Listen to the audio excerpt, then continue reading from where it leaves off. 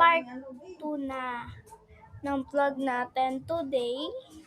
So, ngayon, papakita ko sa inyo yung bag ko. Tapos, papakita ko yung mga lalagyan nun. So, ito pala yung bag natin, guys. Bag ko pala. Ayan. Ay, wala na, natanggal natin.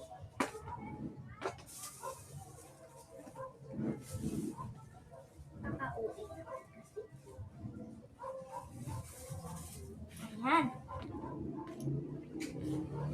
So, dito guys, sa lalagyan na to is, dito kayo lalagay yung tissue,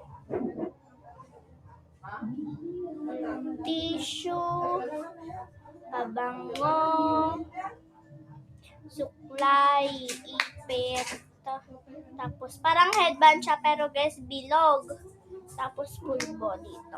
Tapos dito naman lalagay ko baon, tapos lalagay ko dito yung mga tinake namin na exam, saka mga ibibigay na exam namin. So, dito sa loob, guys. Why?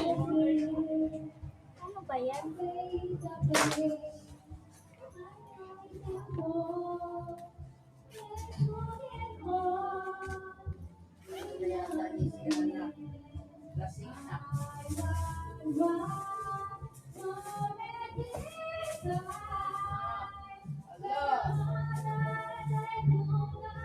Dito sa loob, guys.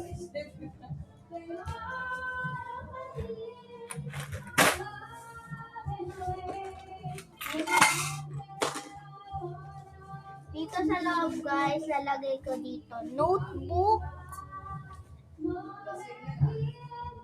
May ganito siya, guys. Yan. Lalagay ko notebook. Dito yung kapote. Tapos yung lalagyan na acrylic marker ko, dyan ko ilalagay.